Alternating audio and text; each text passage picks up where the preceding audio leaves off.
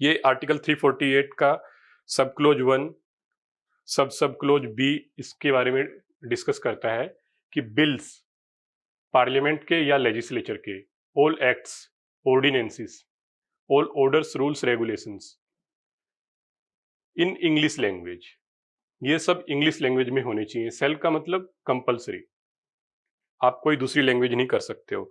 लेकिन इसमें एक कंडीशन जो कि अभी हमने पिछली स्लाइड में कवर की है, इंग्लिश लैंग्वेज के अलावा भी लैंग्वेज यूज की जा सकती है with the previous consent of president, और गवर्नर ऐसा कर सकता है। लेकिन डिक्रीज वाली हमने बात की है, इसको बिल्कुल ध्यान रखना है। ये कॉन्स्टिट्यूशन ऐसा बोलता है कि ये जो आप दूसरी लैंग्वेज कर रहे हो ये डिक्रीज पे लागू नहीं होगी, ठीक है, ऑर्डर और डिक्रीज पे लागू नहीं होगी। ऑर्डर और डिक्रीज और जजमेंट्स जो होंगे वो हमेशा इंग्लिश में ही रहेंगे। लेकिन इस बात को भी ओवरकम करने के लिए हमारे पास एक्ट है, 1963 एक्ट।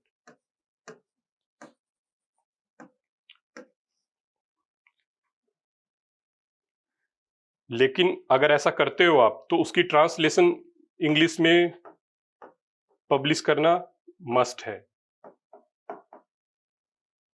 अगर ट्रांसलेशन इंग्लिश में आपने पब्लिश की है तो माना जाएगा कि वो इस आर्टिकल के तहत ही है, इस आर्टिकल को फॉलो ही कर रहे हो आप।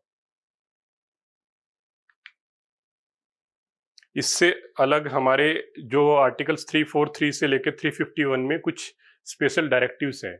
वैसे डीपीएसपी हमारे जनरल डायरेक्टिव्स से डील करता है, लेकिन यहाँ पे कुछ लैंग्वेज से रिलेटेड डायरेक्टिव्स दिए हुए हैं।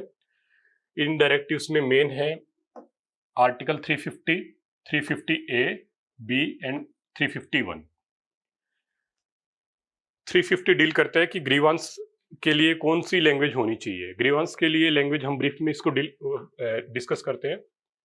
या तो यूनियन की जो ऑफिशियल लैंग्वेज है वो हो सकती है आपकी, या कोई भी ऑफिशियल लैंग्वेज ऑफ स्टेट, अगर आप स्टेट में ग्रीवांस रिड्रेसल के लिए अप्लाई कर रहे हैं तो। ये हमने डिस्कस ऑलरेडी कर चुके हैं। Special officer for linguistic minorities, ये कौन अपॉइंट करता है? प्रेसिडेंट। ये ध्यान रखने वाली बात है, president shall appoint, shall means compulsory. Special officer for linguistic minorities किस लिए ये अपॉइंट करना होता है? जो कॉन्स्टिट्यूशनल सेफगार्ड दिए हुए हैं, वर्ड है कॉन्स्टिट्यूशनल सेफगार्ड, जो कॉन्स्टिट्यूशन में सेफगार्ड दिए हुए हैं लिंग्विस्टिक माइनॉरिटीज के लिए, उनको अच्छे से इंप्लीमेंट किया जा रहा है या नहीं किया जा रहा। तो ये ऑफिसर एक स्पेशल रिपोर्ट बनाएंगे और प्रेसिडेंट को देंगे रिपोर्ट, और प्रेसिडेंट की ये ड्यूटी होगी कि वो पार्लियामेंट में उस रिपोर्ट को ले डाउन करे डिस्कस करने के लिए। और साथ में उसी रिपोर्ट में अगर किसी स्टेट के बारे में कहा गया है तो स्टेट गवर्नमेंट को वो रिपोर्ट फॉरवर्ड करें। ये 350 हुआ हमारा। 351 ये डायरेक्टिव है। डायरेक्टिव किस चीज के लिए है? कि जो यूनियन गवर्नमेंट है, कीवर्ड इज यूनियन, उसको ट्राई करना है स्प्रेड करने के लिए, डेवलप करने के लिए, एनरिच करने के लिए हिंदी को। यूनियन गवर्नमेंट को ट्राई करना है हिंदी को स्प्रेड, डेवलप और एनरिच करने के लिए। कैसे एनरिच करेंगे? बाकी दूसरी लैंग्वेज से, Hindustani and other language given in the 8th schedule. यहां से हमें पता चलता है कि 8th शेड्यूल को बनाने की जरूरत क्या थी। 8th शेड्यूल में जो लैंग्वेज इंक्लूड की गई हैं वो इसलिए इंक्लूड की गई हैं कि एनरिच किया जा सके हिंदी को। दूसरा इसका रीजन था कि 344 आर्टिकल में एक कमीशन के बारे में बात की गई है। उस कमीशन में ये कहा गया है कि जो शेड्यूल्ड लैंग्वेज हैं उनके मेंबर्स को उसमें रखा जाएगा, और उनसे टाइम टू टाइम ये सारे जो प्रोविजंस हैं 343 से लेके 351 तक, इनको इम्प्लीमेंट करने के लिए सजेशंस या ओपिनियन जो उनका रहेगा वो लिया जाएगा। तो शेड्यूल्ड लैंग्वेज की नीड यहाँ से अराइज होती है, और ये हमारे ऑब्जेक्टिव्स भी इसके बारे में बताए गए हैं जो अभी हमने डिस्कस किए। ऑफिशियल लैंग्वेज कमीशन जो है हमारा है 344 के अंडर में, उसमें रिप्रेजेंटेशन के लिए जो मेंबर्स चाहिए वो शेड्यूल्ड लैंग्वेज वाले मेंबर्स हैं हमारे। उसके अलावा एनरिचमेंट ऑफ हिंदी लैंग्वेज। तो शेड्यूल्ड लैंग्वेज जो हमारी शेड्यूल 8 में गिवन है वो 22 लैंग्वेज हैं। उनको हमें एक तरीके से रट्टा मार लेना है। कई बार होता ये है कि फैक्ट्स यूपीएससी काफ़ी सारे इंक्लूड करने लगे हैं अभी अपनी स्टेटमेंट्स में। हमें ये पता होना चाहिए कि कौन सी शेड्यूल्ड लैंग्वेज है हमारी और कौन सी नहीं है। तो नेक्स्ट ये लिस्ट दी गई है हमारी शेड्यूल्ड लैंग्वेज की, और एक इसमें अलग से इंफॉर्मेशन है कि 6 जो हमारी क्लासिकल लैंग्वेज हैं वो सब भी पार्ट हैं हमारी शेड्यूल्ड लैंग्वेज का। इसके बारे में अभी हम नेक्स्ट स्लाइड पे कवर करेंगे ये क्लासिकल लैंग्वेज होती क्या है। उसके अलावा एक एक्स्ट्रा इंफॉर्मेशन है कि लेटेस्ट या सबसे एंड में किन लैंग्वेज को शेड्यूल्ड लैंग्वेज में इंक्लूड किया गया है। बोडो, संथली, मैथिली एंड डोगरी 2003 में। तो ये लिस्ट हमें एक दो बार पढ़ लेनी चाहिए ताकि कोई भी अगर स्टेटमेंट ऐसी आती है तो एलिमिनेट हम कर पाए।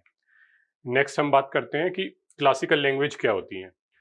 2004 में क्लासिकल लैंग्वेज के कॉन्सेप्ट आया। क्लासिकल लैंग्वेज के कुछ एक क्राइटेरिया ले डाउन किए कि क्लासिकल लैंग्वेज किनको माना जा सकता है। ये जो क्राइटेरिया ले डाउन किए थे ये 2006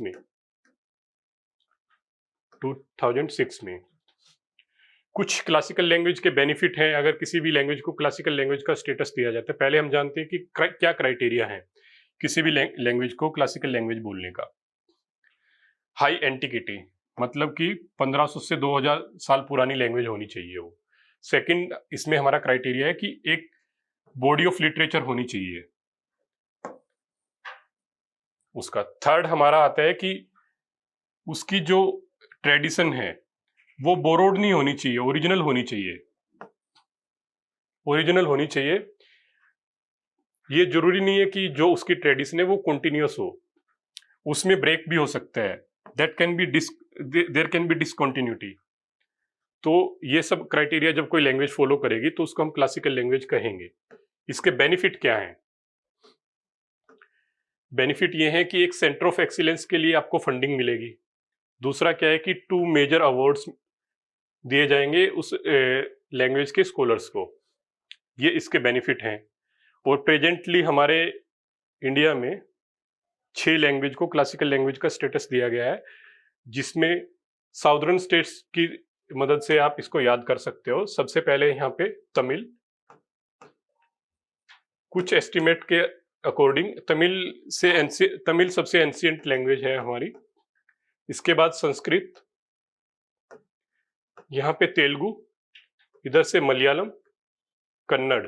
5 लैंग्वेज हमारी यहाँ पे कवर होगी। और 6th लैंग्वेज हमारी बचती है उड़िया। इनको भी याद रखना जरूरी है। ये कई बार ऑप्शंस में यूपीएससी डाल देता है कि कौन कौन सी लैंग्वेज क्लासिकल लैंग्वेज कैटेगरी में आती है, क्या बेनिफिट है उनका। इसके बाद एक क्वेश्चन और भी आ सकता है कि Hindi is our national language, लेकिन फैक्ट क्या है? हमारे कॉन्स्टिट्यूशन में कोई भी लैंग्वेज को नेशनल लैंग्वेज का स्टेटस नहीं दिया गया। और नेशनल लैंग्वेज होती क्या है? नेशनल लैंग्वेज का मतलब है कि जो लैंग्वेज यूनियन और स्टेट लेवल पे एक्सेप्ट करी जा सके, लेकिन ऐसा अभी कोई लैंग्वेज, किसी लैंग्वेज को स्टेटस नहीं दिया गया है। कई बार जब हिंदी दिवस को मनाते हैं तो साउदर्न स्टेट्स को लगता है कि वो एक नेशनल लैंग्वेज इम्पोज करने का एक तरीका स्टार्ट किया है, बट रियल में ऐसा नहीं है। आर्टिकल 351 के तहत यूनियन गवर्नमेंट की ये ड्यूटी है कि वो हिंदी को प्रमोट करे, स्प्रेड करे, एनरिच करे। तो ये उसी के तहत किया जाता है। इसी के साथ आज का हम लेक्चर एंड करते हैं यहीं पे।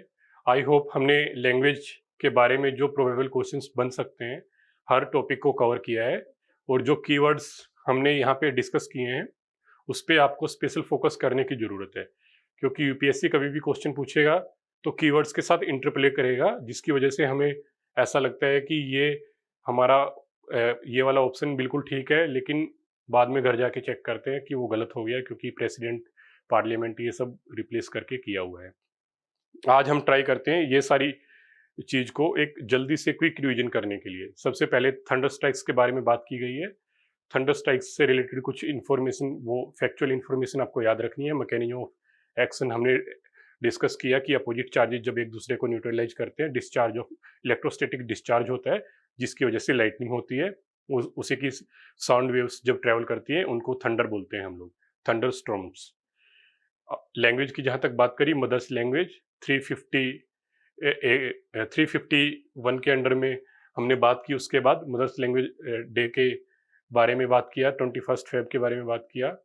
उसके बाद हमने official language of the union जो कि अभी इंग्लिश है और इनडेफिनिट यूज के लिए परमिट किया गया है 1963 एक्ट में। Official language of the state जो कि इंग्लिश ही चलती आ रही है एज बिफोर इंडिपेंडेंस। तो उसके बाद official language of the judiciary की ऑफिशियल लैंग्वेज प्रोसीडिंग्स में इंग्लिश है और जो डिक्रीज हैं, ऑर्डर्स है, जजमेंट्स हैं, उनमें इंग्लिश है। लेकिन उसके साथ में स्टेट गवर्नमेंट्स को ये प्रोविजन दिया गया है कि governor with the previous consent of president किसी भी स्टेट लैंग्वेज या हिंदी को प्रोसीडिंग्स में यूज कर सकता है। उसके बाद जहाँ तक जजमेंट्स की बात है, वो कॉन्स्टिट्यूशन में मना किया गया है कि वो आप इंग्लिश में ही रखेंगे, लेकिन ऑफिशियल लैंग्वेज एक्ट 1963 में प्रोविजन बनाया गया है कि वो भी आप अपनी official language of the state या कि हिंदी में रख सकते हैं, लेकिन उसके लिए आपको previous consent of the president लेना पड़ेगा और उसी जजमेंट्स को, डिक्रीज को आपको इंग्लिश में पब्लिश करना पड़ेगा, तो आप ऐसा कर पाएंगे। उसके बाद बात आती है जो कम्युनिकेशन वाली जो लैंग्वेज रहती है आपकी यूनियन और स्टेट्स के बीच में। जब यूनियन के साथ रहेगी तो इंग्लिश रहेगी और स्टेट चाहें तो इंग्लिश का यूज कर सकते हैं। अदरवाइज स्टेट कोई अपनी एक म्यूचुअल एग्रीमेंट से किसी भी लैंग्वेज को यूज करना चाहते हैं वो भी यूज कर सकते हैं। इसके बाद बिल्स, एक्ट्स, प्रोविजंस की जो लैंग्वेज है वो इंग्लिश होनी चाहिए, लेकिन वो भी लैंग्वेज आप अपने हिसाब से चूज कर सकते हो। उसके अंदर कंडीशन क्या है?